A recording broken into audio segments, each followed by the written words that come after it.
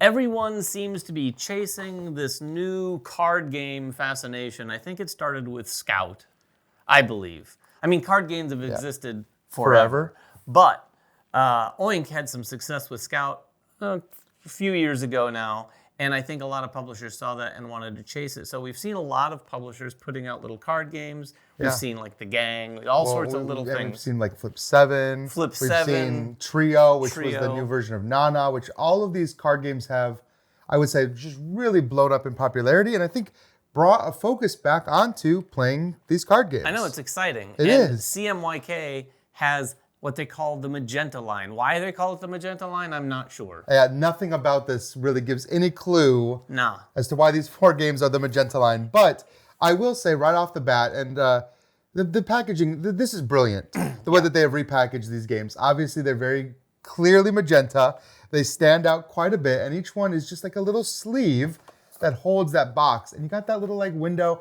I don't know, as a person who really enjoys when a game comes with great packaging and great graphic design, they really did, I think, a good job setting this product apart. Oh yeah, this is going to jump off the shelf for sure, whether it's your own shelf or at retailers. Sure. I mean, this is going to stand out for sure. Some people might not like us. I've seen some comments where people said these boxes are way too big for these games because they are mostly just decks of cards, but they stand out. They look good on the shelf, and you want all 4. You can't just get one. You need the whole collection. Yeah, so I'm that kind of person. We are going to give you a quick overview of these.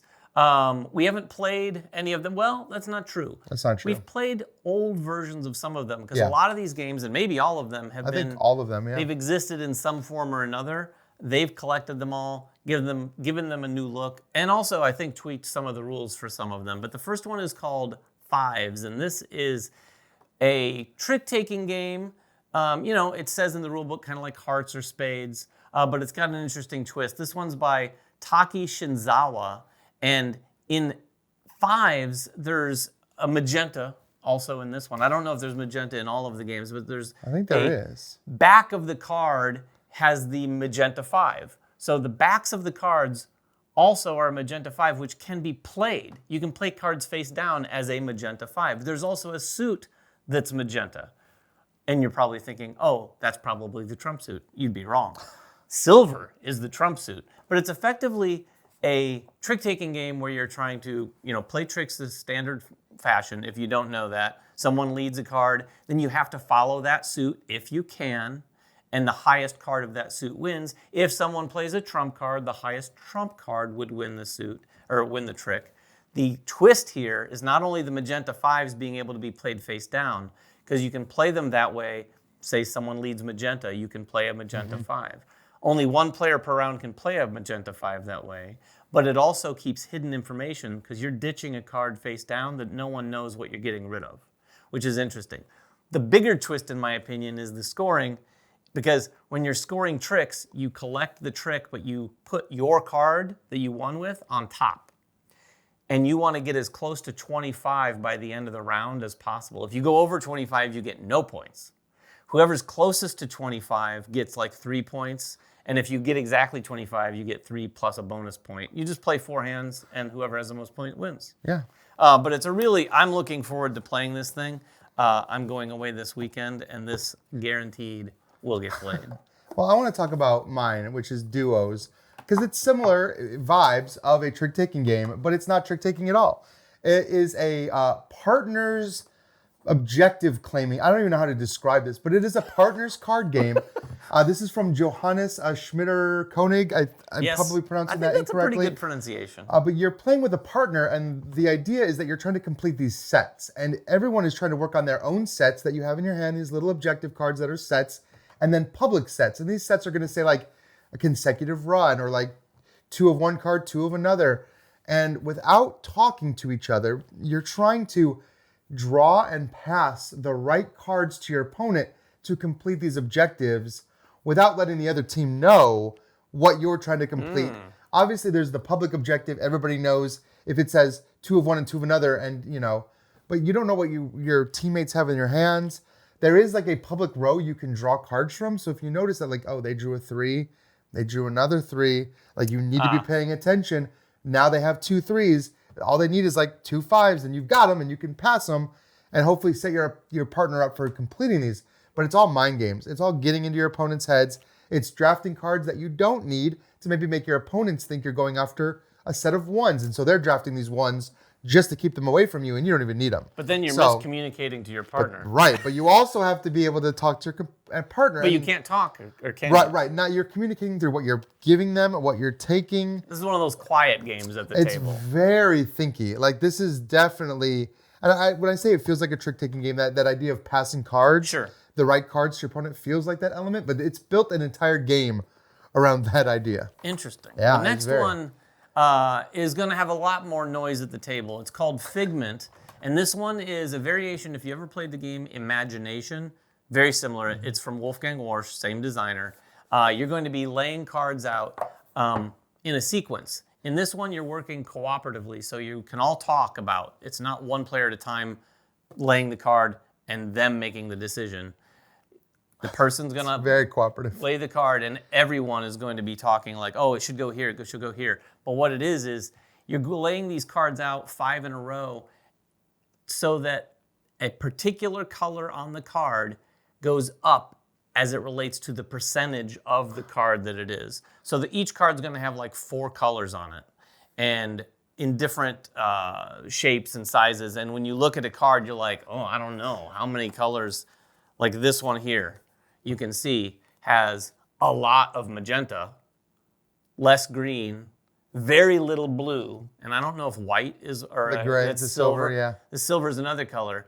So you kind of have to put, if you're doing pink, it's going to be pretty high percentage pink. Although, is pink pretty close to the green? I don't know. I'm not really sure.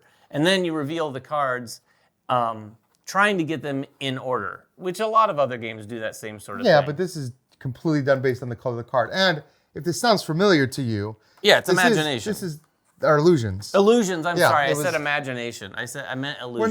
We're on to from illusions to Figment, and Figment, if you recall, is a dragon that's powered by imagination. No, that's a different Figment. That's why I thought it was imagination, because I thought it was a figment of my imagination. This is a different Figment, but it is that game redone. Like we said, these were all kind of new games. That one I think might be the only one that actually changed their name, because this one, Fruit Fight was originally Fruit Fight, and this is Knizia. And if you know Knizia, his games are all over the place as far as like mechanically speaking. He's done everything from like He's got a lot. From like light card games to like, Mille Fiore. Like, he's got a wide berth.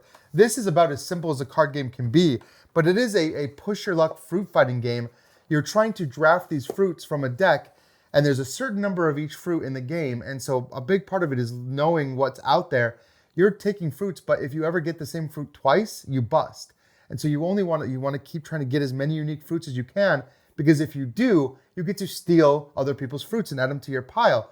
The only problem is, the more fruits you get, the more lucrative your pile starts to get. People will steal them from you. You only score the cards that are still sitting in front of you when it gets back around to you. So you want to like kind of maybe play some fruits that maybe people won't steal. But again, it's a push your luck game. So you can end up busting and having nothing. There is one cool little twist of that. Like, you can never bust if you have less than 3 cards. So you're guaranteed to at least you can get to your 3rd card, even if they're all 3 the same, and say, I'm just going to stop here. So it is got a little bit of mitigation, but it is at its core just a complete push your luck. Yeah, this is like one of those raucous party games where everybody's going to be yelling at each other. This one sounds like the most fun, I would say, in terms of most interactive for sure. Like, you're literally stealing, and you're gonna have those moments of I had so many bananas and now they're all gone, and especially when you play with the full player count. So yeah, that's Fruit Fight. Here, give me that one. All right. I'm gonna order these. I'm gonna see if you agree. Oh no, what are we ordering? Here's the order in which I think I will like these. I'm gonna like Fives the best, then Fruit Fight, then Duos, then Figment. I think you might really like Duos, actually.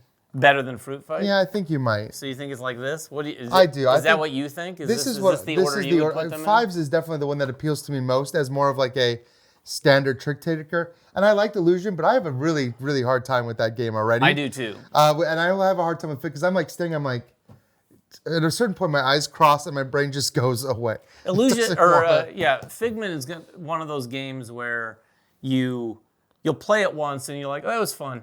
I don't know that Figment's the kind of game that people will keep playing all night.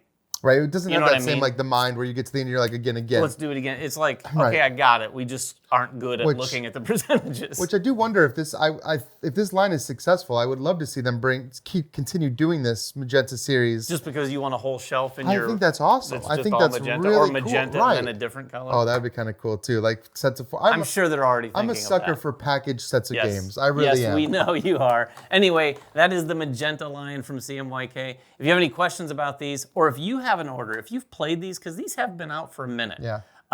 If you've played these or had a chance to play any of them, let us know in the comments below what order you think, which one you think is the best. If you think one of them is amazing or if you think one of them is just awful, let us know in the comments below. Until next time, though, make sure everyone has fun at the table, and we'll see you then.